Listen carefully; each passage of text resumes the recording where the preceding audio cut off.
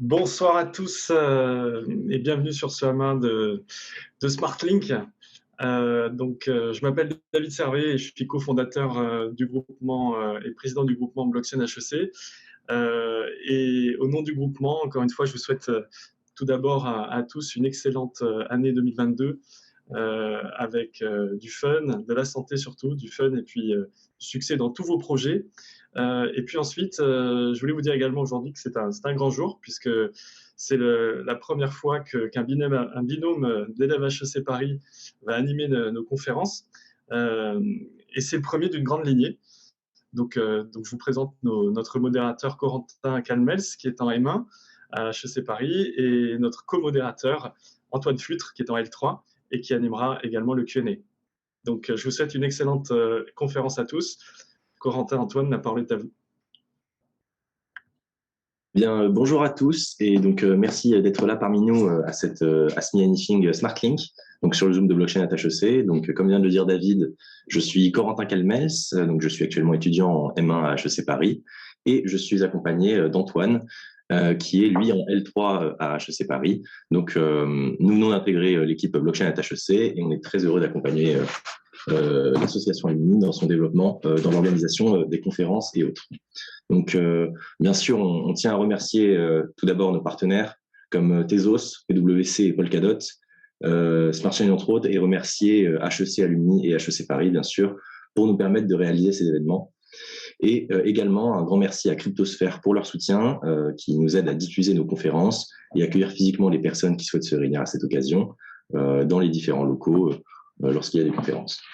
Donc, aujourd'hui, c'est un grand honneur pour nous d'accueillir SmartLink, et notamment Marius Campos, donc, qui est consultant blockchain et ambassadeur chez SmartLink. Donc, Marius va donc nous parler du projet SmartLink qui vise à développer des applications décentralisées sur Tezos pour des transactions trustless, et ce notamment face au risque de fraude et scams encore trop nombreux dans les écosystèmes blockchain aujourd'hui. Donc, nous vous invitons à régulièrement faire un tour sur notre page LinkedIn et notre site internet. Donc, on va poster les liens en commentaire sur le Zoom. Donc, tout y est, notamment tous les enregistrements. Donc voilà, vous allez avoir les liens dans le chat. On vous invite également pendant toute la durée de la conférence à inscrire vos questions dans le chat que nous poserons à Marius à la fin de la présentation. En termes de timing, donc tout d'abord, on va avoir une présentation de 20-25 minutes par Marius et ensuite 30 minutes de questions-réponses avec Marius et avec les questions dans le chat. Donc, après cette longue introduction, je vous propose de plonger directement dans le cœur du sujet aujourd'hui. Donc, je vais vous présenter notre invité en deux mots. Donc, Marius Campos est donc consultant blockchain spécialisé dans les relations internationales. Donc, pendant 3 ans, il a présidé une association de cybersécurité spécialisée dans les relations internationales avant d'y ouvrir une branche blockchain. Donc, aujourd'hui, il accompagne plusieurs projets blockchain à forte valeur ajoutée dans des secteurs variés, donc comme paiement, sport, art, humanitaire, social ou environnemental. Il est consultant chez Kardashift, que nous avons eu le plaisir de recevoir la semaine dernière, mais aussi consultant et ambassadeur chez SmartChain, SmartNode et SmartLink, donc très smart, SmartLink, dont nous allons parler aujourd'hui lors de cette ASMI Meeting. Donc, je vous souhaite une excellente conférence à tous. Marius, la parole est à toi. Merci beaucoup pour cette introduction et merci pour l'invitation. Merci de me donner la possibilité de vous présenter SmartLink aujourd'hui. Merci à tous d'être ici. Je pensais qu'on allait faire cette présentation en anglais, donc je m'excuse par avance, mais la présentation en elle-même sera, sur le PowerPoint sera en anglais. Et du coup, on va partir sur du français. On n'est pas responsable, SmartChain n'est pas responsable du nom de SmartLink. Le nom SmartLink avait été trouvé avant que SmartChain commence à travailler avec SmartLink. Mais c'est vrai qu'il y a beaucoup de smart dans toute cette histoire. Et donc, sans plus attendre, on va partir sur cette petite présentation de SmartLink. Ok, très pratique, j'arrive à vous voir en même temps. Est-ce que c'est bon pour vous? Est-ce que vous avez tous la présentation sous les yeux? Oui, parfait. Ok. Alors, oh yes, video cannot be loaded. Dommage. Donc, qu'est-ce que c'est que SmartLink? SmartLink, comme tu l'as dit, c'est tout un écosystème qui vise à permettre de la lutte contre la fraude sur le commerce en ligne dans sa généralité, dans sa globalité. C'est tout un écosystème d'applications en réalité qui vise à développer ce qu'on appelle une solution d'escroc décentralisée, donc escroc, comme vous le voyez écrit, version anglaise ESCROW. En français, ça donne des comptes séquestres. C'est quelque chose qui existe depuis un petit moment, c'est quelque chose qui a vocation en réalité à permettre des paiements en différé.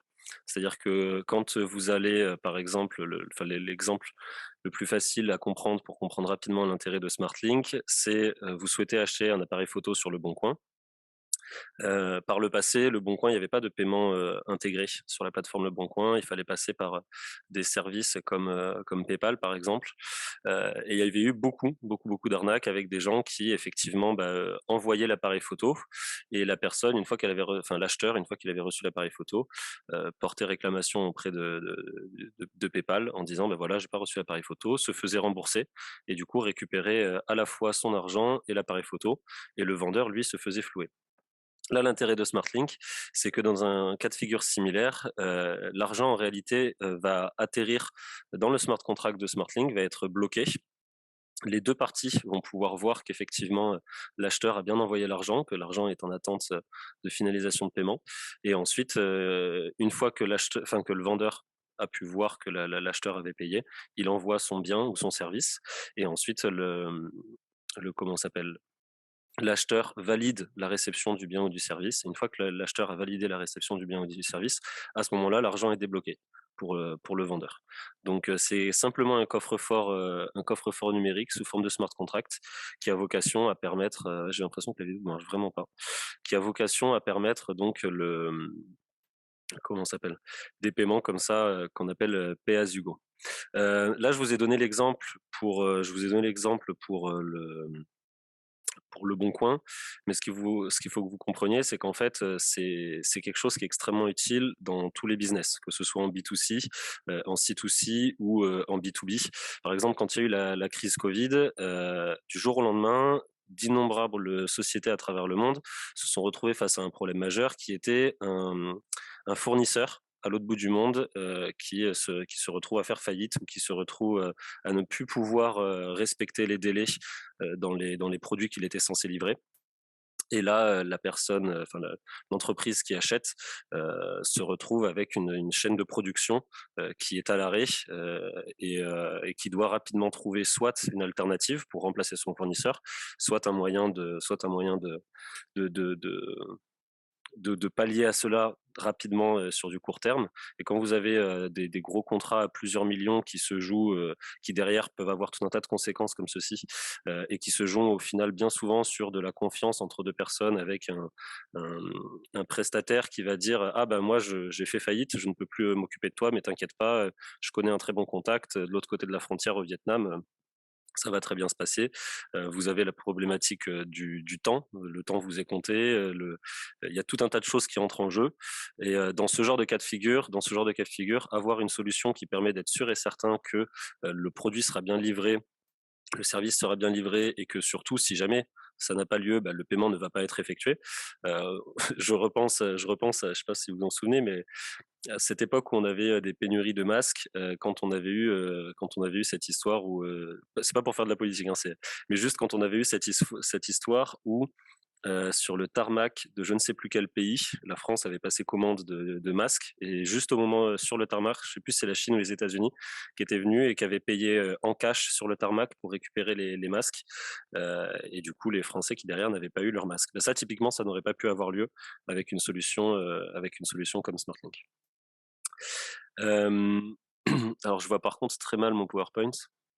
Donc l'idée aussi par ici, ça va être effectivement de réduire les frais de transaction, de permettre de réaliser tout à la fois des transactions qui vont être publiques et tout à la fois des transactions qui vont être privées.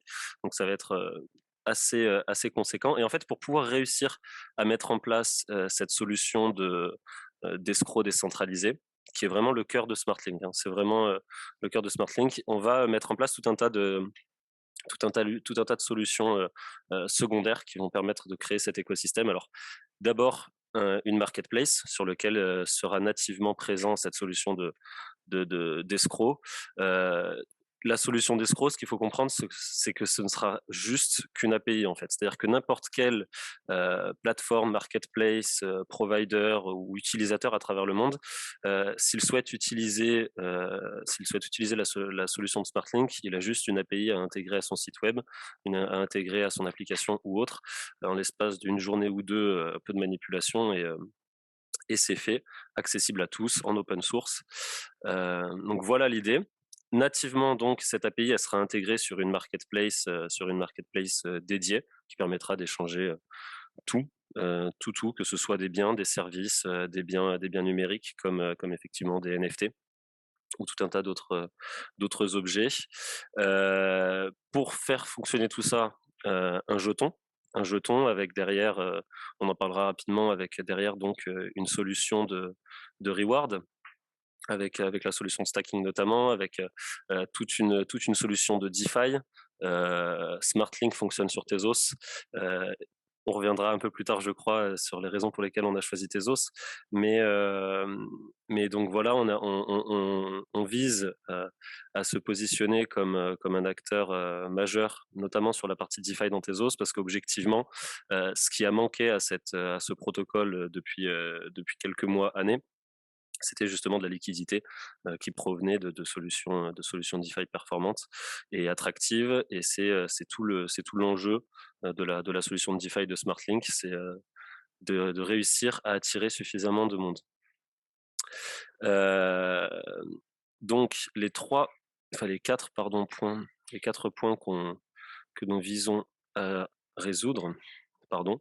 Donc, comme je vous le disais, le risque de fraude, le fait de pouvoir utiliser rapidement, facilement ces crypto-monnaies. Aujourd'hui, il y a beaucoup de porteurs de crypto-monnaies à travers le monde, mais la plupart des porteurs de crypto-monnaies, soit sont obligés de passer par des cartes Binance et du coup derrière paye des taxes sur les cryptos qu'ils dépensent, paye des frais, etc. Bon, sur la carte Binance, ça va, on a du cashback, on ne contrôle pas de frais. Mais voilà, et surtout, vous pouvez pas forcément avoir accès. Si vous souhaitez rester en crypto-monnaie et ne pas passer en euros, actuellement, vous avez encore assez peu de solutions qui vous permettent de profiter de vos crypto-monnaies. Toutes les problématiques des marketplaces avec des coûts qui sont très élevés. On verra que on va pas rentrer dans les détails sur cette présentation, mais l'objectif de la marketplace de SmartLink sera effectivement de réduire au maximum les coûts. Et l'idée du jeton, de le SMAC, sera en fait de dire aux utilisateurs de la plateforme, aux utilisateurs de la solution d'escroc, vous pouvez payer avec n'importe quelle crypto-monnaie, que ce soit des USDT, que ce soit du Bitcoin, de l'Ethereum, ce que vous souhaitez. Il y aura une large panel de crypto-monnaies disponibles, comme celles qui sont déjà présentes dans le DEX par ailleurs. Vous allez pouvoir utiliser celles que vous souhaitez. Simplement, si vous utilisez une crypto-monnaie quelle qu'elle soit, vous allez payer des frais de transaction pour la plateforme. Par contre, si vous passez par la crypto-monnaie de la plateforme, donc le SMAC, là, à ce moment-là, vous pourrez bénéficier des frais de transaction gratuits sur toutes vos interactions avec le smart contract, outre les transactions, les frais de transaction en Tezos, bien évidemment, pour le réseau, mais pas de frais de transaction de la part de la marketplace ou de la part de la solution nativement. Tout ça pour dire que pour quelqu'un qui va vendre son appareil photo, payer un petit pourcentage de frais de transaction, c'est pas bien grave. Par contre, pour un acteur comme Amazon qui va réaliser des dizaines de millions de transactions par jour, là, éviter les frais de transaction, ça va être intéressant pour eux. Et là, on arrive sur une des raisons pour lesquelles on a choisi Tezos, donc le côté de la sécurité et de la scalabilité, qui est sans commune mesure sur Tezos par rapport à Ethereum. Je ne sais pas dans l'assemblée combien de personnes sont familières avec Tezos. Peut-être que ça vaudra le coup qu'on prenne le temps un petit peu après de revenir sur Tezos, ses particularités. Mais déjà, je vais juste commencer avec une petite question à l'assemblée, parce que je ne sais pas si je peux voir un petit peu les gens qui sont là, je ne peux pas. Est-ce que vous étiez, combien parmi vous étaient au courant que si vous avez la possibilité de lever la main, je ne sais pas si ça se fait sur Zoom, je ne suis pas un grand utilisateur de Zoom. Combien d'entre vous étaient au courant, que la gendarmerie nationale utilisait Tezos depuis 2019? Très peu de monde. Très peu de monde. Je ne sais pas si c'est que vous n'avez pas trouvé la commande pour lever la main ou si c'est que vous n'étiez pas au courant, mais ça fait déjà depuis 2019 effectivement que la gendarmerie nationale utilise Tezos pour payer les gendarmes qui travaillent au centre de lutte contre la criminalité cyber, centre de lutte contre le CREOGN, je crois que ça s'appelle. Toujours est-il que voilà, c'est une branche de la gendarmerie nationale qui reçoit des fonds de la part d'Europol pour lutter contre les criminalités dans le cyberespace. Et en fait, ces fonds de la part d'Europol, pour être sûr et certain à la fois de leur origine, où est-ce qu'ils vont, etc., pour une transparence pour l'administration et en même temps pour pouvoir suivre où vont les fonds, etc. Ils utilisent donc la blockchain Tezos. Et quand ils ont décidé en 2019 d'aller sur Tezos, les gendarmes, donc l'armée française, à l'époque, c'était une grande première, parce qu'à l'époque, c'était la première armée du monde à se mettre à utiliser une blockchain. On était bien lancé il y a quelques temps, et on était bien lancé. Ils ont justifié ce choix en disant que par naissance, nativement, le code informatique le langage informatique utilisé sur Tezos est plus sécurisé que le code langage informatique natif Solidity qui est sur Ethereum. Je sais pas où est-ce que j'en suis en termes de temps. Juste très rapidement, je vous ai mis ici un petit aperçu du dashboard, de la première page que vous avez quand vous arrivez sur le DEX tel qu'il est aujourd'hui, sachant que bientôt il y aura encore une énième mise à jour, une énième upgrade avec des nouvelles fonctionnalités, avec potentiellement une interface qui va être légèrement modifiée. On va garder quand même une interface qui se veut facile à prendre en main en termes du X et du Y. Pas plus tard qu'hier, j'ai encore mis à la finance décentralisée une amie qui avait jamais touché à la finance décentralisée de sa vie et qui venait tout juste de paramétrer son Temple Wallet. Mais voilà. Je crois qu'il nous manque une slide. Il me semble que j'ai cliqué trop vite. Je suis pas sûr, mais peut-être que j'ai cliqué trop vite sur les slides. Je suis un peu perdu dans ma présentation. Ce que je voulais vous montrer ici, c'était très rapidement un petit peu l'interface, à quoi ressemble. Donc, juste avant, c'était le dashboard, la première page quand vous arrivez sur le DEX. Là, c'est l'application de stacking. Ce que vous voyez ici, c'est que on a, à peu près 60% de la supply en SMAC qui est stackée. On reviendra après sur les tokenomics du projet, mais on est sur une supply qui est déflationniste, qui est fixe, où on a des tokens qui sont libérés à intervalles non réguliers. Au début régulier, mais après on verra un peu plus en détail après. Toujours est-il que voilà, on a à peu près 50% de la supply qui est libérée à l'heure actuelle. Quand le projet s'est lancé, à l'époque, la supply, on était sur du 220 millions de SMAC qui était en circulation, quelque chose comme ça à peu près. Là, on est à 470 millions, à peu de choses près. Et 53 millions de rewards.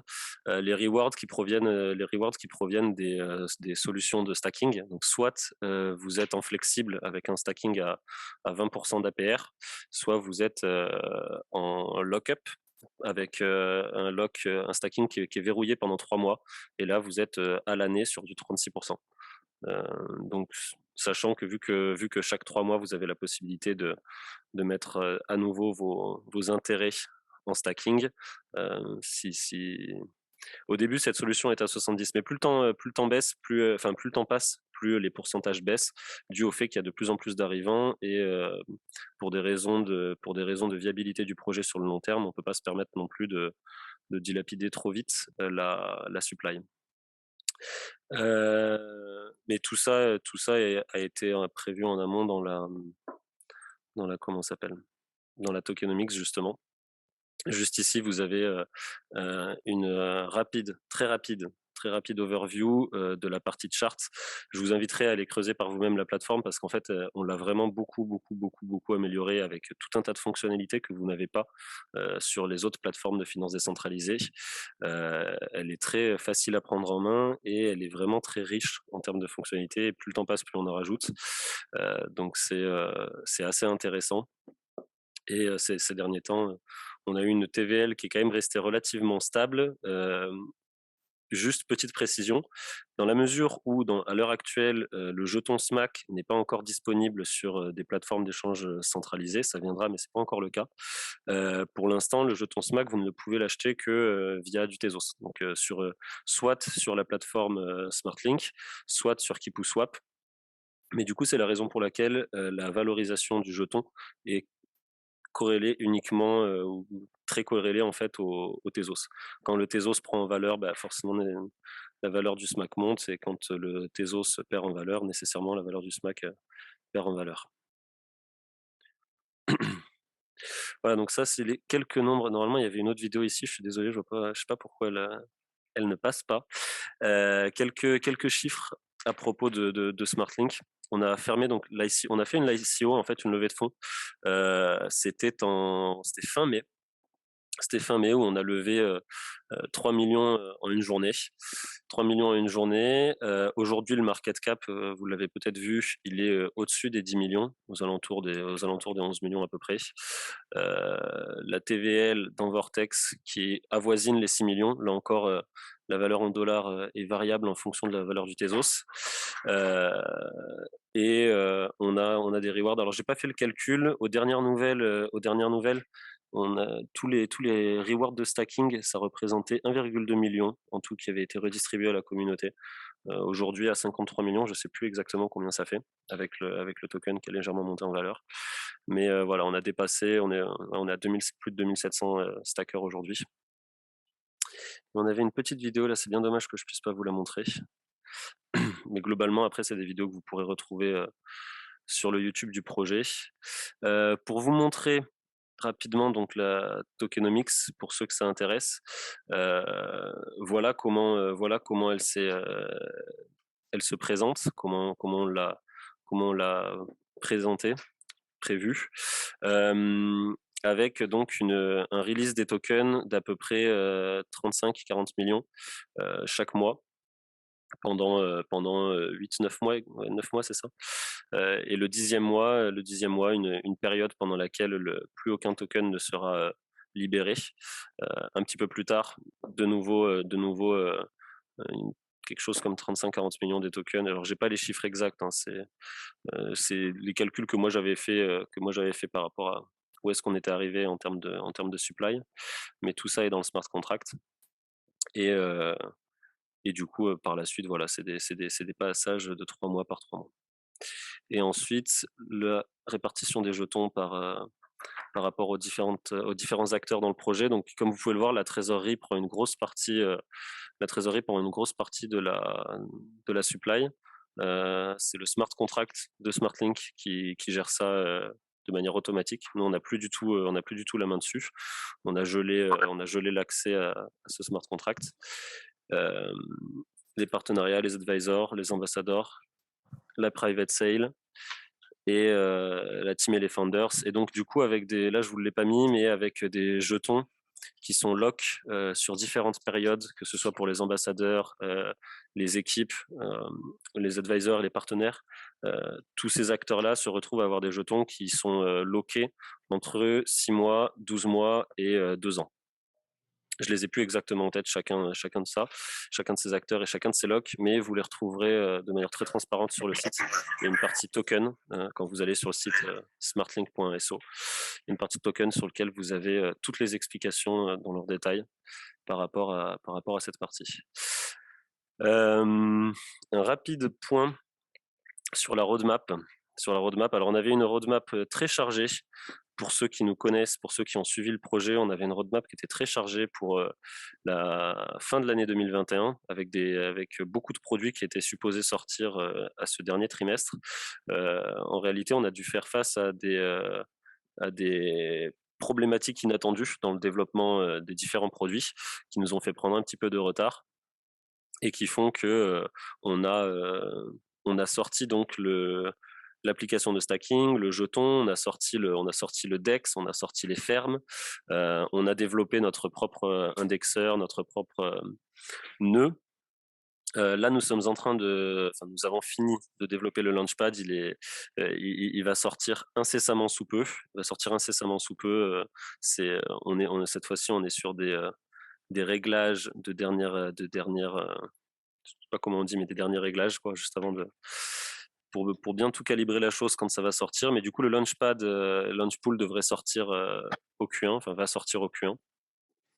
On va sortir aussi notre propre Notebooker au Q2 et donc la marketplace qui arrivera plus tard dans l'année. Là, elle n'apparaît pas ici parce qu'en fait, on vient de refaire la roadmap pour la mettre à jour par rapport au retard qu'on avait encaissé fin 2021. Donc on vient de la remettre à jour. Elle sera publiée incessamment sous peu. Je vois qu'il n'y a pas trop de participants, donc je vais me permettre de dire un petit insight, je sais pas. Normalement, si tout se passe bien, elle est publiée à la fin de la semaine. Donc vous aurez, pour ceux que ça intéresse, beaucoup plus de détails sur comment nous voyons 2022, mais elle est très détaillée et très complète, encore plus que la première roadmap qu'on avait pour 2021. Donc on vous prépare plein de surprises. Il y a plein de choses assez énormes qui arrivent là pour 2022. Je suis assez impatient de voir tout ça se déployer. Et en même temps, voilà, c'est quand même un projet qui est énorme. Le sujet qu'on vise à adresser, il faut bien comprendre que ça a beaucoup d'implications, ça nécessite plusieurs partenaires, ça nécessite beaucoup de développement technologique. On doit faire aussi avec certaines limitations technologiques de Tezos qu'on est en train d'essayer petit à petit de lever. Et donc voilà. Je sais pas si j'ai à peu près tout dit.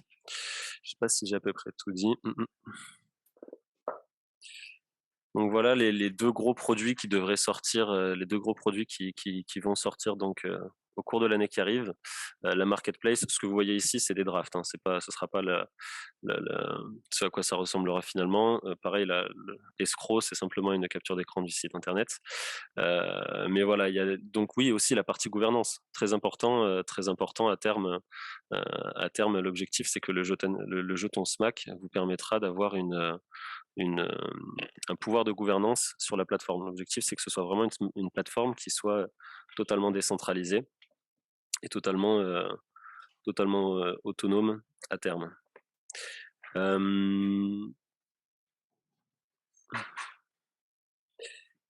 Si vous voulez vous tenir informé, ça c'est quelque chose que je voulais juste rajouter, si vous voulez vous tenir informé un petit peu des développements et voir un petit peu tout ce qui se passe, déjà je vous invite à rejoindre le Discord parce que c'est sur le Discord que vous allez pouvoir rentrer en contact directement avec les équipes si vous avez le moindre problème, si vous repérez un bug, s'il y a quelque chose qui va pas, etc. Et c'est aussi là où vous allez avoir dernièrement les updates les plus fraîches, si je puis dire.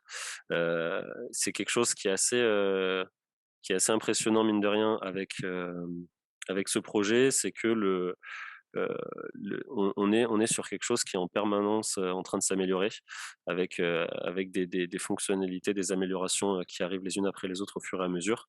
Un rythme assez élevé, même si je sais qu'il y a pas mal de gens dans la communauté qui aujourd'hui sont impatients de voir sortir la plateforme d'escroc. Mais ça, comme c'est notre produit premier le plus important, etc. Il est central et il y a énormément d'implications en termes de sécurité. On peut pas se permettre de sortir quelque chose qui soit pas propre. Donc, pour les gens qui nous ont suivis depuis le début, on sort des produits qui sont assez quali et on veut rester sur ce niveau-là. On a annoncé un partenariat qu'on a signé il y a un petit moment maintenant avec le CEA. Sur la partie donc de l'escroc, parce qu'en réalité le CEA travaille depuis déjà plusieurs mois sur la nouvelle amélioration de Tezos qui s'appelle Tenderbake, qui permettra à Tezos de gagner énormément en scalabilité.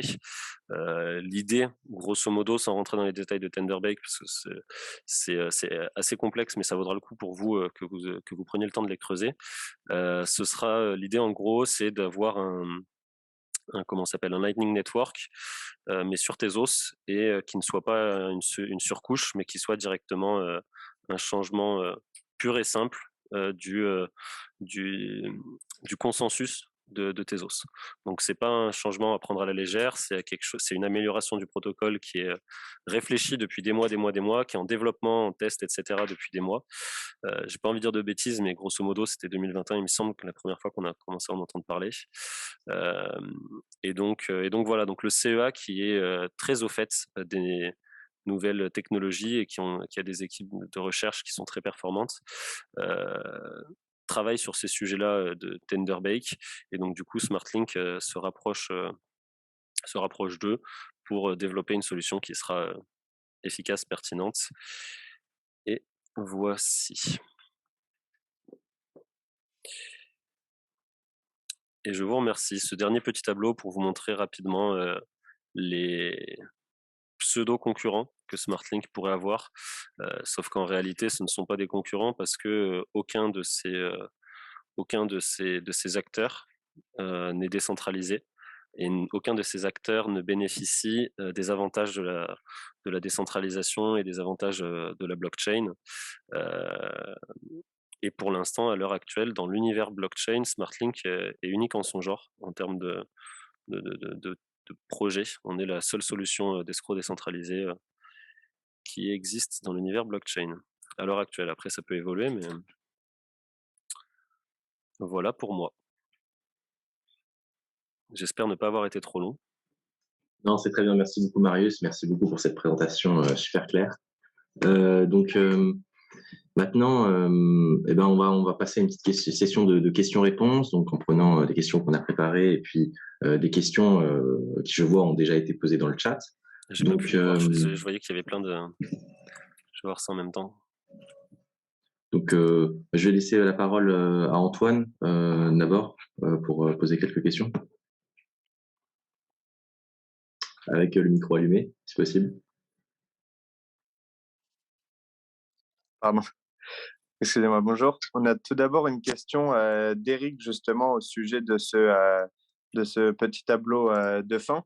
Quelle est la grosse avancée et différence avec les systèmes déjà en place, comme par exemple chez Airbnb ou Vinted, qui conservent déjà l'argent de leur côté tant que la prestation ou la livraison n'a pas été confirmée par le client?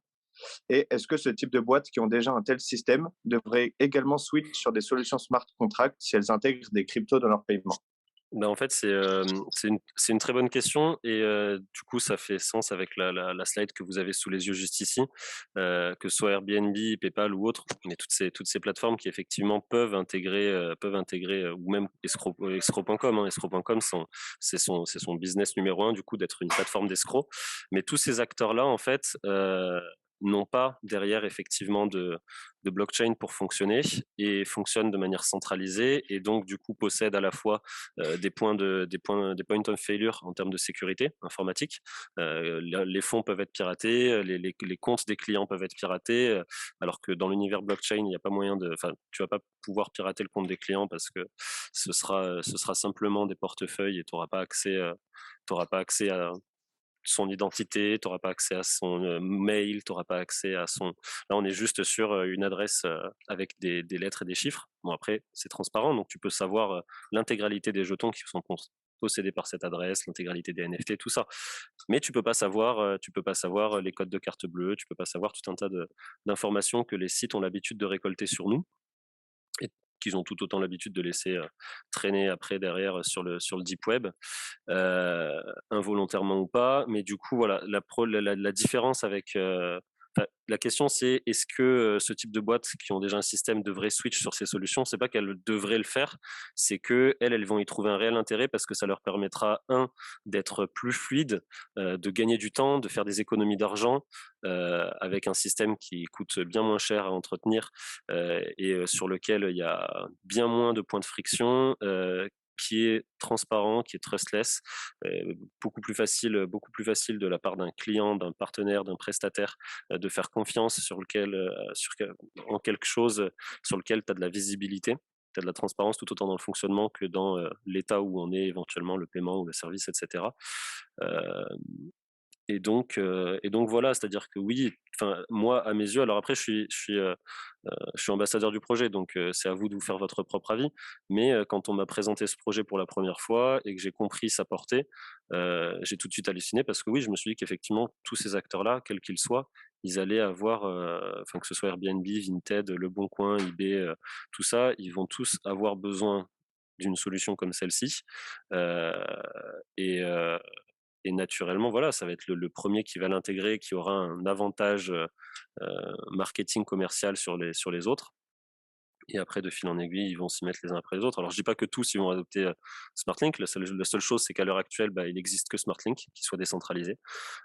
Mettre en place un projet pareil, ça prend du temps, c'est complexe, etc. Donc, on verra à l'avenir comment ça va se passer.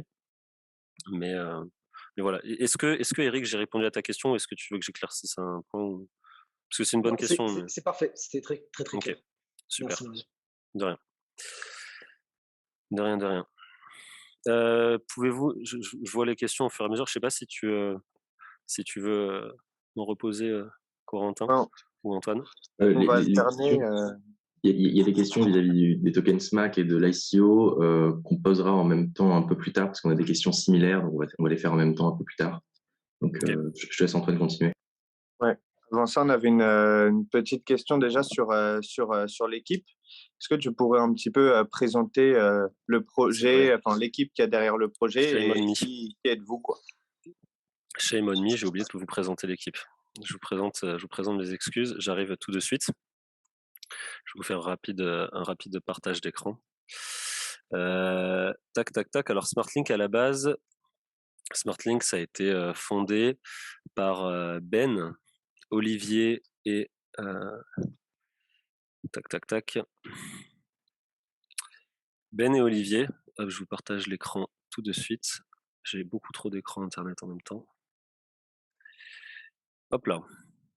Donc voilà pour l'équipe. Ben et Olivier qui ont chacun des profils qui sont très différents et assez complémentaires. Pour sa part, Ben, enfin ils ont tous les deux un profil d'entrepreneur, mais comment il s'appelle, Ben a eu plusieurs entreprises à son actif, toutes dans le domaine, si je dis pas de bêtises, du numérique, du commerce, de la fintech. Derrière Olivier, ça a été, c'est l'un des cofondateurs de Sourcing Force. Qui est donc spécialisé dans le sujet des marketplaces, qui a, si je puis dire, beaucoup plus roulé sa bosse encore, lui, parce qu'il s'est vraiment spécialisé dans le sujet des marketplaces. Il y a eu la rencontre donc avec Adrien Hubert, avec Jérémy Martin, avec Constantin qui est un peu plus bas, non, je sais pas, on le voit pas apparaître, il est plus dedans. Mais donc du coup, ces deux personnes que sont Adrien et Jérémy sont les deux anciens primo cofondateurs de Smart Chain. Adrien qui a un profil beaucoup plus finance, banque, qui est spécialiste Tezos.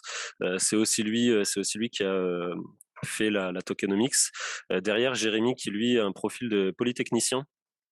Chercheur blockchain, rechercheur, ça se dit pas du tout. Chercheur en blockchain, et donc les autres profils que vous voyez en dessous, les autres profils que sont Bilal, Kevin, Sébastien, Emeric, sont tous des spécialistes dans leur domaine. Kevin et Bilal sont spécialistes de la partie DeFi. Chacun travaillant sur déjà plusieurs projets dans l'écosystème Tezos. C'est des personnes qu'on a onboardées au fur et à mesure. Bilal qui a aussi sa boîte qui s'appelle EquiSafe, qui fonctionne super bien. EquiSafe, vous irez voir par vous-même, mais c'est une boîte qui fait de la tokenisation immobilière et de la tokenisation de parts d'entreprise. C'est une boîte, si je dis pas de bêtises, ils ont codé un peu plus de 150 smart contracts pour l'intégralité de leur solution. Donc le code sur Tezos, ils connaissent bien, et de la même manière, Bilal fait partie des cofondateurs de l'entreprise Pirates Labs qui fait des audits de smart contracts.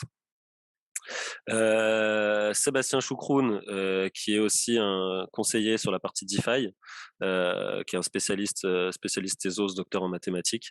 Emeric, qui travaille sur Tezos depuis que Tezos s'est lancé.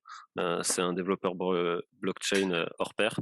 Et après, l'équipe est tellement grande que je vais pas vous représenter tous les profils. Je vous laisserai aller les voir par vous-même. Mais on a des profils qui sont très divers et très variés, et surtout qui viennent un petit peu des quatre coins du monde. Initialement, Ben, lui, est canadien. Olivier, si je dis pas de bêtises, il est français. Là, pour le coup, il est français. Et derrière, Kevin est américain, je crois. Et je sais plus les nationalités de chacun. Prakash, indien, si je dis pas de bêtises, à vérifier. Toujours est-il que nous avons des bureaux donc à Singapour, à Toronto et à Paris, notamment donc avec SmartChain. Voilà. Bien, merci beaucoup. Et au-delà de l'équipe, sur quel partenaire de confiance vous appuyez? Est-ce que vous liez des relations avec d'autres partenaires, ou est-ce que vous restez simplement sur l'équipe telle qu'elle est? Non, on a plusieurs partenaires. On a plusieurs partenaires qu'il faut que je te retrouve, parce que j'ai oublié de les mettre dans le PowerPoint, mais à ma culpa, et que je vais pas retrouver sur le site. Donc parmi les partenaires, on a Pirates Labs, que j'ai pas envie de dire de bêtises, mais on travaille de manière très proche avec Nomadic Labs. Où est-ce que Roadmap Product? Non, je sais plus où est-ce qu'on a affiché les partenaires. God damn it. Est-ce qu'on peut passer à la question suivante que je cherche les partenaires avant pour pouvoir te répondre, parce que je les ai pas tous en tête.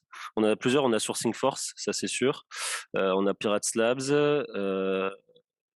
et je sais plus, Tezos, je pense pas qu'il soit encore officiellement, même si on travaille de manière, le CEA forcément, ça je vous l'ai dit tout à l'heure, le CEA. Non, nous le C, où est-ce qu'on a mis ça? Ouais, si tu peux passer juste à la question suivante, que j'essaie d'y répondre en même temps que je recherche la page des partenaires. C'est quand même partenariat avec SmartChain, forcément. Très bien, je vais passer sur les questions suivantes du coup en attendant. Donc je vais poser quelques questions sur les fonctionnalités de SmartLink. Donc bien sûr, tu nous as présenté toutes les solutions d'escrow qui sont l'activité principale de SmartLink. Alors vous avez aussi à côté un Launchpad. Donc quel est l'objectif de votre Launchpad et comment se différencie-t-il de ses concurrents, et voire même comment y sélectionnez-vous les différents projets? Donc, Alors pour tout ce qui est Launchpad, le Launchpad a vocation à permettre à différents projets donc de lever plus aisément et plus rapidement des fonds, ou en tout cas de permettre à des projets. Ouais, je vais pas réussir à retrouver ça sur la. God damn it, mea culpa. Le site a été changé il y a un petit moment, mais j'ai pas eu le temps de le refaire dans le détail. Hmm.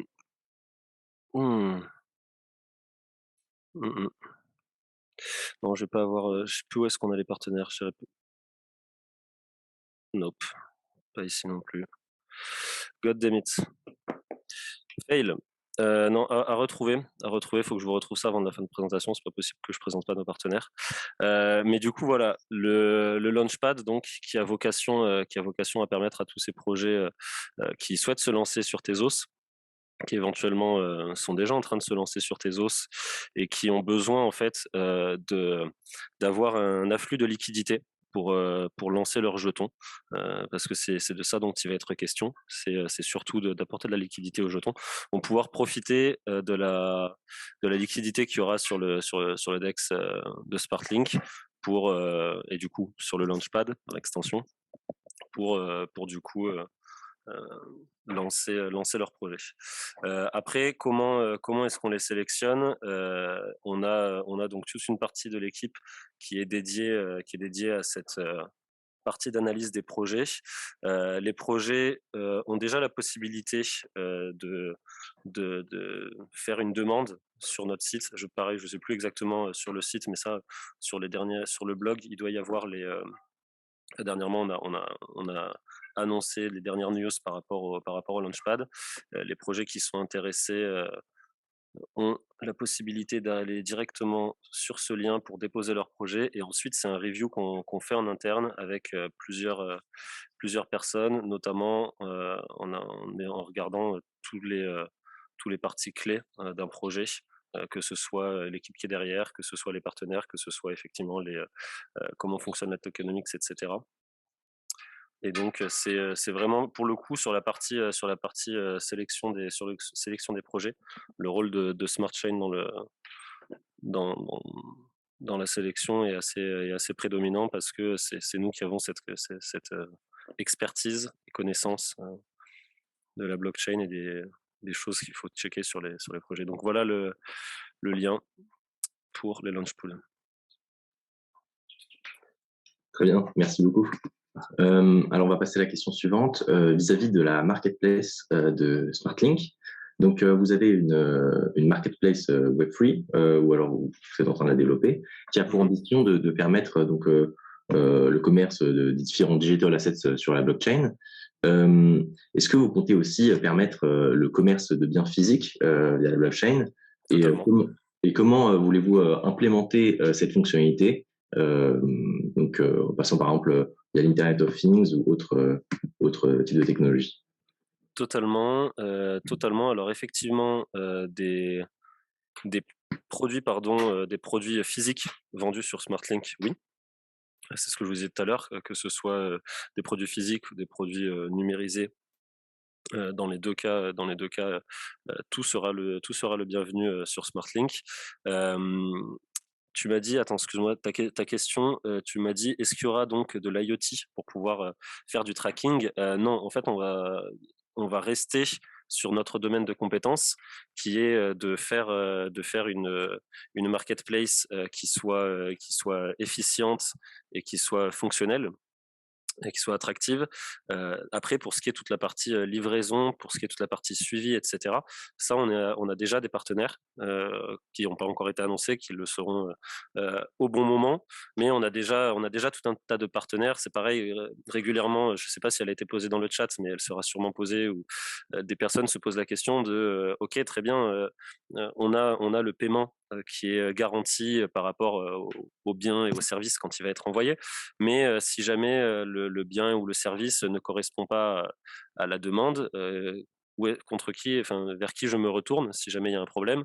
Et là, pareil, forcément, c'est quelque chose qu'on a déjà travaillé profondément, si je puis dire, et ou sur lequel on a beaucoup réfléchi. Donc, on est en train d'avancer avec un partenaire. Là encore, je ne peux pas l'annoncer pour l'instant, parce qu'il n'a pas encore été annoncé officiellement, mais un partenaire qui est connu dans l'univers blockchain et qui traite justement de litiges de manière décentralisée, qui traite, c'est une espèce de justice décentralisée sur blockchain, qui est très intéressante à creuser dans son fonctionnement, mais qui est extrêmement complexe. J'ai passé plusieurs heures sur le sujet. Et je vous avoue que je me suis beaucoup trituré l'esprit sur tous les termes techniques et toutes les compréhensions techniques qu'il faut avoir.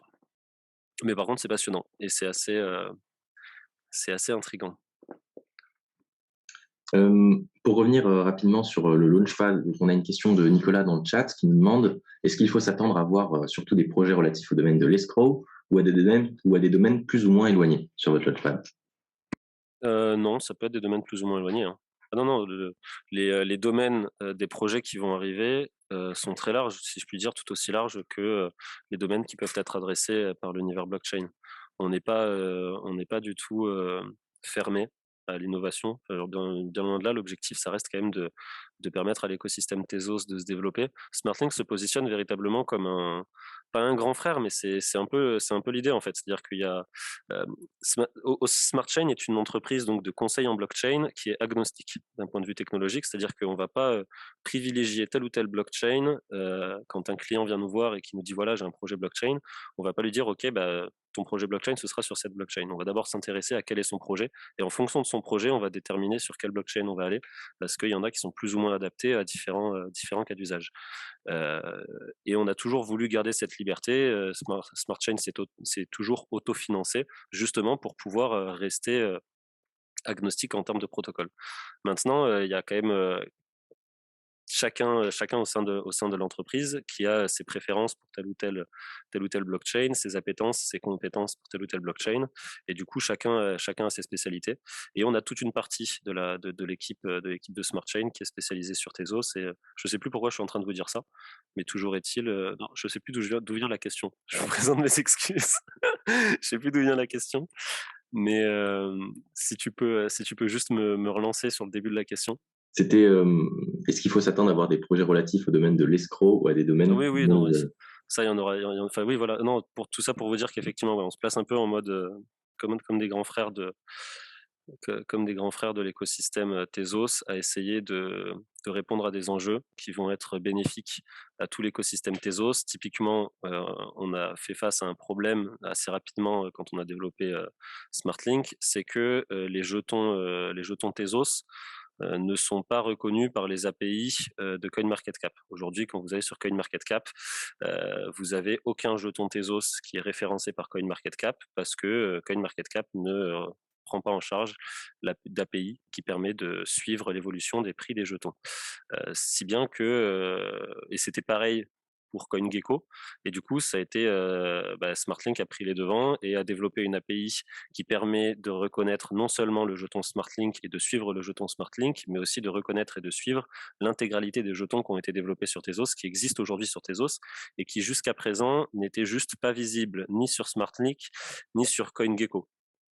Sur CoinMarketCap, pardon, ni sur CoinGecko. Aujourd'hui, vous pouvez suivre le SMAC sur CoinGecko. Par contre, on a des problèmes avec CoinMarketCap. Enfin, c'est des problèmes. C'est pas on a des problèmes, c'est on a fait tout le nécessaire pour que ça fonctionne, pour que ce soit listé et pour que ça tout ce qu'ils nous demandaient, hein, tout ce qu'ils nous demandaient. Donc il y a des conditions qui sont assez strictes et notamment le fait que le jeton doit exister depuis plus de 2 mois, entre autres. Et derrière tout un tas d'explications, de preuves à fournir sur le projet patati patata. Donc on a tout fourni et maintenant la balle est dans leur camp et ils font traîner. Et si je peux me permettre une aparté à titre personnel, il y a quelques mois, à l'époque où il n'y avait pas encore eu une énorme hype sur les cryptos, les NFT, tout ça, Binance a racheté CoinMarketCap. Et plein de gens étaient contents que Binance rachète CoinMarketCap. Je faisais partie de ceux qui n'étaient pas contents parce que effectivement, à partir du moment où un acteur comme Binance possède ce genre de plateforme, ensuite, forcément, Binance, ça les arrange pas que Tezos se développe parce que c'est une plateforme de smart contract concurrente. Et du coup, ça fait longtemps que Binance met des bâtons dans les roues à Tezos, notamment si vous laissez vos jetons dormir, enfin vos jetons Tezos dormir en stacking sur Binance. Sachez qu'à chaque fois qu'il y a une mise à jour qui est faite du réseau, à savoir tous les 3 mois, hein, Tezos se met à jour tous les 3 mois avec des améliorations qui tombent tous les 3 mois. Je crois qu'on est à la 8e, ou on vient de faire la 8e, on va sur la 9e, je sais plus. Toujours est-il que voilà, Binance, normalement, a 3 mois devant lui pour mettre à jour ses nœuds du réseau, ses nœuds validateurs, et à chaque fois attend le dernier moment et laisse passer plusieurs jours après que la mise à jour ait eu lieu, plusieurs jours pendant lesquels les nœuds validateurs Tezos de Binance ne valident plus le réseau, et du coup vous, si vous avez vos jetons Tezos chez eux, c'est autant de jours où vous perdez de l'argent que normalement vous auriez dû avoir, que Binance ne vous permet pas d'avoir. Est-ce que j'ai répondu à la question? J'ai fait une grosse digression, je suis désolé. Hein. C'est très bien. Merci beaucoup. Peut-être pour reprendre un peu ce qu'on vient de dire et pour reprendre un peu la question de Nicolas aussi, quels sont les avantages de Tezos et pourquoi l'avoir choisi spécialement? Ok, donc là on y vient. Tezos, il y a beaucoup d'avantages, je vais essayer d'être rapide, mais Tezos a beaucoup d'avantages par rapport aux autres blockchains. C'est une blockchain qui est évolutive, au sens où, et qui s'auto-amende, qui s'auto-améliore, avec plusieurs acteurs qui peuvent faire des propositions. Il y a une organisation dans l'amélioration de Tezos qui est véritablement unique, qui n'existe pas dans aucune blockchain, c'est ce côté d'auto-amélioration.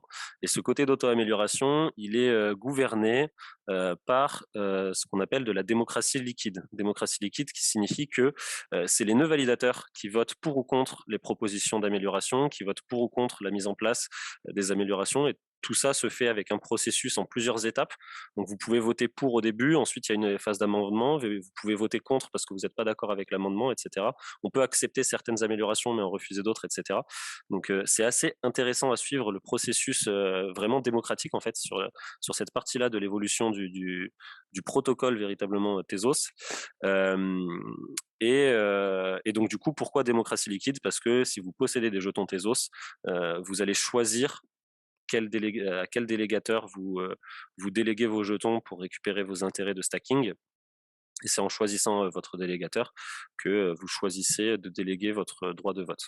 Donc c'est pas un droit de vote direct, c'est pas une démocratie directe, c'est une démocratie liquide au sens où à tout moment vous pouvez récupérer votre droit de vote si votre délégateur ne vous convient pas. Dernièrement, là, je sais que c'est Postdog qui s'est pris un bashing parce ils étaient contre l'amélioration Tenderbake et ils se sont pris un bashing sur les réseaux et du coup après ça veut pas forcément dire que tous les délégateurs retirent leur Tezos, mais l'idée est là, l'idée est que chacun a le pouvoir de choisir où il délègue ses jetons. Autre chose, donc voilà, la force de cette amélioration fait que au cours de l'année qui vient de s'écouler, Tezos a fait quand même 4 améliorations de protocole. Sur ces 4 améliorations de protocole, on a eu une division par 4 des frais de transaction, enfin même par plus que 4, une première par 4 qui a été suivie 6 mois après par une autre division par 2 des frais de transaction. Donc au final, voilà. Une division par 2 de la taille des blocs, donc des transactions qui passent toutes les 30 secondes au lieu que ce soit toutes les minutes. Et tout un tas d'améliorations. Quand on a eu en mai 2020 une recrudescence de la volonté de contrôler l'univers blockchain de la part des pouvoirs politiques aux 4 coins du monde, on parlait de tout ça, de toute cette régulation qui faisait un peu peur à l'univers blockchain. La réaction de l'écosystème Tezos, ça a été de dire on est un petit peu trop transparent en termes de blockchain, la blockchain est un peu trop transparente.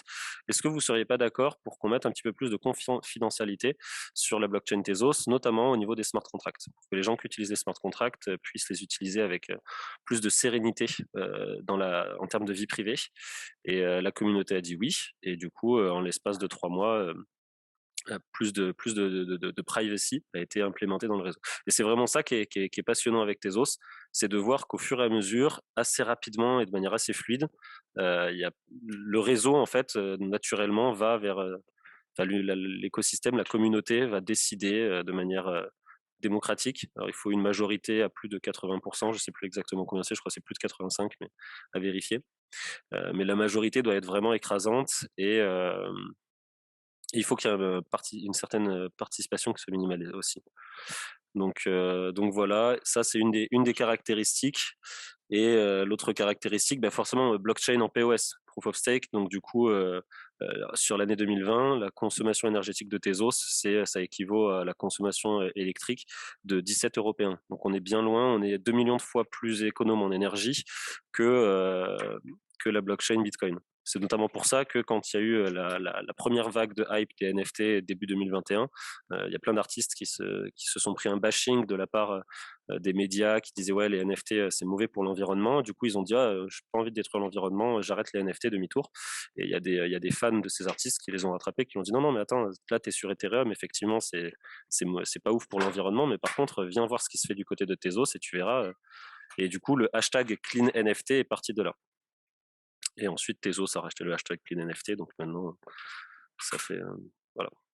Et il y a tout un tas d'autres caractéristiques qui font qu'on a choisi Tezos, mais notamment le langage informatique de Tezos, qui est donc en Michelson, qui est unique, qui a été développé uniquement, spécifiquement pour Tezos, qui permet de faire une vérification formelle, qui permet de limiter au maximum et de rendre quasi impossible en fait les erreurs humaines dans le codage dans le codage du smart contract, et derrière de s'assurer beaucoup plus facilement que la sécurité est garantie. Plus la sécurité qui provient directement du langage en lui-même. Ok, super clair, merci beaucoup. Peut-être peut-être autre question sur Tezos et le développement. Est-ce que vous envisagez un développement cross-chain ou pas du tout? Alors, faut bien comprendre, ça c'est une réponse qui va être générale, mais il faut bien comprendre que une des raisons aussi qui fait que Smart Chain est agnostique, c'est que l'avenir de l'univers blockchain sera cross-chain. Ça, c'est un grand débat. Il y en a qui vont vous dire que non, il y en a qui vont vous dire que oui. Moi, je suis partisan du oui, donc c'est une prise de position, c'est voilà. Mais c'est pas pour rien si des blockchains comme Cosmos ou Cardano depuis des années essayent de rendre les blockchains interopérables. Il faut qu'on arrive technologiquement. Aujourd'hui, on ne sait pas le faire, mais il faut qu'on arrive à pouvoir faire en sorte d'envoyer un Bitcoin depuis la blockchain Bitcoin directement sur la blockchain Ethereum ou sur la blockchain Tezos de manière très rapide, très facile et facilitée. Et c'est comme à l'époque où, où Internet s'est développé. À l'époque, International Network, c'était plein de networks Internet qui étaient séparés les uns des autres. Et il a fallu faire un choix à un moment de langage informatique, technologique, pour dire uniformisons et permettons à tous ces réseaux séparés de s'unir et d'être interopérables. C'est notamment le protocole TCP/IP, tout ce qui s'ensuit. Mais du coup, dans la blockchain, on va devoir passer par le même genre de solution. Donc aujourd'hui, SmartLink, c'est Tezos, rien que Tezos, et on développe tout sur Tezos pour l'instant. Maintenant, dans le développement dans les années à venir, c'est clair et net que il va forcément y avoir des choses qui viendront pas de Tezos ou qui seront pas sur Tezos, qui passeront entre les mains de SmartLink. Enfin, entre les mains. Entendez-moi, hein, c'est pas SmartLink qui manipule les smart contracts. Hein. Les smart contracts sont automatisés, mais je veux dire. Merci beaucoup. Corentin, je te laisse peut-être continuer sur les jetons et la tokenisation. Yes. Oui. Donc par rapport au token de votre projet, donc il s'agit du jeton SMAC. Donc entre la finance décentralisée, moyens de paiement, gouvernance, quelles sont les utilisations concrètes du token pour le projet, donc actuel ou futur? Ces utilisations. Pour l'instant, le token, vous pouvez le stacker. Pour l'instant, le token, vous pouvez l'utiliser pour faire de la finance décentralisée, effectivement, avec tout un tas d'autres jetons. Tout à l'heure, j'étais parti pour. Mais par contre, j'arrive pas à retrouver sur la. C'est fou. Ah. Partners and Backers, première page. Il fallait que j'aille juste sur la première page. Ah oui, Kaiko, pardon. Kaiko, faut pas que je les oublie. Ça a été parmi les premiers à nous aider sur le développement, donc pour tout ce qui est comment ça s'appelle, mince, Wallet, Avast Blockchain, Sourcing for Nomadic Labs, comme je vous disais, et Smart Chain. Mais ouais, non, le site est pas à jour parce que là, il y a pas le CEA. Et on a une seconde entreprise qui fait aussi de la sécurité smart contract. Donc, et du coup, pour vous répondre, donc, rappelle-moi ta question. Je suis désolé, je l'ai oublié. Tic, tic, tic. Qu'est-ce qu'on peut faire aujourd'hui avec le jeton et qu'on pourra faire à l'avenir? C'est ça. Voilà, c'est ça. Pour l'instant, aujourd'hui, vous pouvez utiliser la plateforme, que ce soit pour trader, donc pour récupérer tout un tas de jetons qui sont disponibles dans l'écosystème Tezos, si vous souhaitez vous les fournir. Vous pouvez faire du stacking, vous pouvez faire du farming. Alors ça, c'est pour les farms avec tout un tas de farms différents, tout un tas de différentes fonctionnalités. Les stacker pour générer plus de jetons en prévision, donc ce qui va arriver par la suite sur SmartLink en attendant. Vous pouvez faire de la loterie si vous aimez, si vous êtes joueur. C'est pas la loterie du siècle, mais si vous êtes joueur, vous pouvez, voilà. Et à l'avenir, donc, il y aura toute une partie de gouvernance sur la DAO que deviendra SmartLink. Ce sera l'étape finale, si je puis dire. Et entre-temps, donc, la marketplace, le fait d'avoir les frais de transaction qui seront à zéro. Qu'est-ce que j'oublie? Donc, le launchpad, pareil, si vous possédez des jetons SMAC, après, vous pourrez investir avec une part sur certains qui seront réservés aux gens qui possèdent des SMAC pour certains projets X ou Y. Donc voilà, il y a plusieurs fonctionnalités qui arrivent, mais le cœur de la chose, ça reste quand même le cœur du projet, ça reste quand même de faire, enfin, en tout cas pour le jeton, ça reste de faire fonctionner la solution d'escroc. Très bien, merci beaucoup. On a une question de Magnus dans le chat qui nous demande quand on stake des SMAC, les jetons sont sur le smart contract associé ou est-ce qu'on peut conserver ces jetons sur un cold wallet? Quand on stake ces SMAC, est-ce qu'ils sont sur non, tu peux les conserver sur un cold wallet. Tu peux les conserver alors sur. Je sais que c'est Temple, si je dis pas de bêtises, qui est compatible avec Ledger. Donc tu peux effectivement laisser tes SMAC sur ton Ledger via Temple, si je dis pas de bêtises. À vérifier. Mais oui, il me semble que oui, cold wallet à 400%. Très bien, merci beaucoup. Il me semble qu'on a fait un petit peu le tour des questions. Je regarde rapidement. Je suis désolé d'avoir un peu dépassé, d'avoir Non, digressé. pas de problème. Et d'avoir galéré à retrouver les partenaires. Je les avais en tête, mais j'étais pas sûr de tous les avoir. Il me manquait Kaiko. Il me semble, alors j'ai vu une question passer tout à l'heure, question de Ava qui nous demandait pourquoi avoir Incorporated en Estonie. Pourquoi quoi? Ava Incorporated? Je sais pas si Ava peut peut-être poser sa question, je suis pas sûr de comprendre le sens non plus. Non, j'ai pas compris. Pourquoi avoir Incorporated en Estonie? Donc sinon, si vous avez d'autres questions dans le chat, n'hésitez pas. Alors attends, elle a mis une screenshot, donc j'imagine que ça doit être relatif.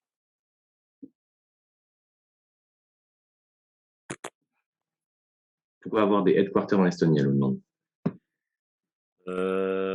Pourquoi avoir des headquarters en Estonie?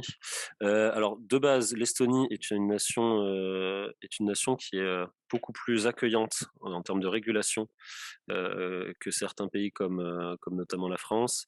Je sais que il y a quelques années, l'Estonie avait lancé un programme de passeport numérique et où n'importe qui à travers le monde pouvait faire une demande de passeport numérique pour devenir citoyen estonien. Et je sais que Adrien a fait cette démarche, donc Adrien possède le passeport en Estonie, ce qui a dû, à mon avis, faciliter le fait qu'ils ouvrent effectivement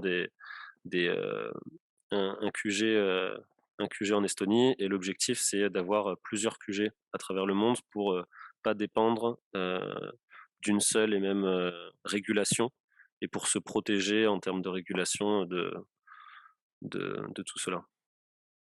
Si je dis pas de bêtises, il me semble avoir vu passer le chiffre 55. Il me semble que SmartLink en tout, à l'heure actuelle, c'est 55 smart contracts en tout et pour tout. Tout ça, c'est vérifiable sur le site internet et sur le site tzkt.io. Vous allez pouvoir avoir tout cela. Mais ouais. Et du coup, l'Estonie, j'espère avoir répondu à ta question, mais la majeure idée, c'est ça. Après, une grande partie de l'équipe est en France. On a toujours les bureaux en France, on compte pas bouger de France. Mais voilà pour l'Estonie. Ok, merci beaucoup. Je vois qu'on n'a pas de nouvelles questions dans le chat. Peut-être, Marius, tu as un point que tu voudrais ajouter ou clarifier par rapport à la présentation ou quelque chose que tu voudrais ajouter par rapport à SmartLink, peut-être?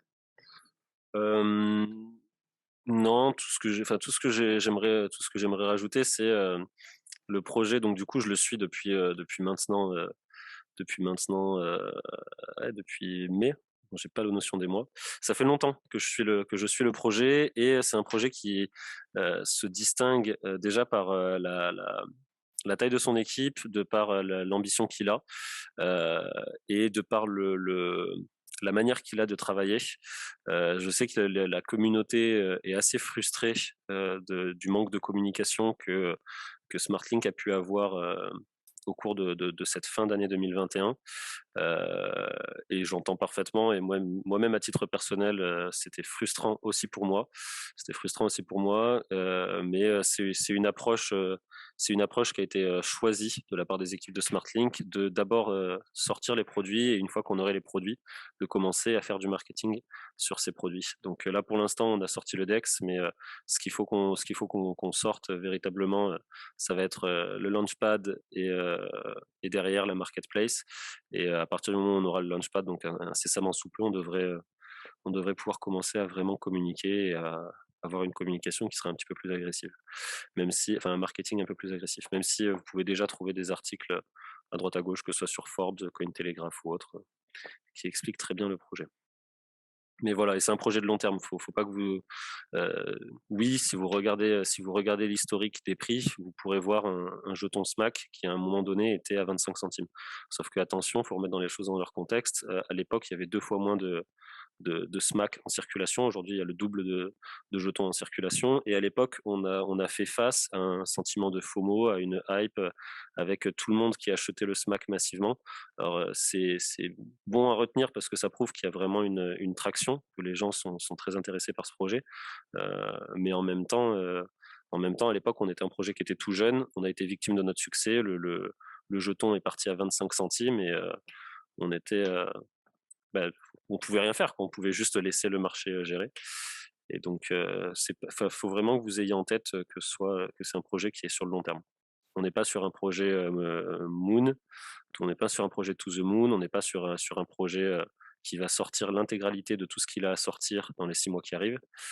On est sur quelque chose qui est ambitieux, mais par contre qui est là pour rester, avec des équipes qui sont déterminées. Voilà pour moi. Très bien, merci beaucoup Marius.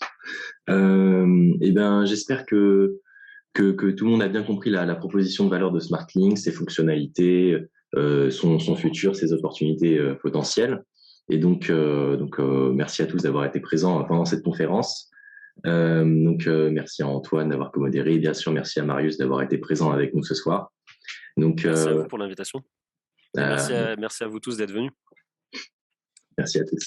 Et donc, surtout, n'oubliez pas de nous rejoindre à la prochaine conférence, donc jeudi prochain, 18h, qui sera la première session de Blockchain Skills and Jobs, donc, qui est un événement mensuel. D'ailleurs, la deuxième est le 17 février. Et le but est de donner la parole aux candidats, recruteurs et formateurs pendant 1h30. Donc, il y a déjà 110 inscrits, ça va être un magnifique événement. Donc, pour cette première session de ce jeudi 13 janvier à 18h, on va avoir le privilège et l'honneur d'accueillir les auteurs clés de l'écosystème blockchain, avec notamment dans les speakers recruteurs, donc Oana Ladré-Picurus, qui est manager directeur de Nomadic Lab Tezos, Jean-Michel Payan, chef of staff de Ledger, et enfin Adrien Hubert, CEO de SmartChain. Donc voilà, donc je vous invite vivement à vous inscrire en allant sur notre site blockchain, www.blockchain-hec.com, et je vous souhaite une excellente soirée à tous. Donc, merci beaucoup. Très bonne fin de soirée à tous. Merci encore pour l'invitation. Désolé pour le petit moment de bégaiement sur les partenariats, mais ce fut un plaisir de vous présenter ce projet. Il est très complexe. Je vous invite à prendre le temps de le creuser. Voilà. Merci beaucoup. Bonne soirée à vous. Merci beaucoup. Bonne soirée à tous. Merci. Au revoir.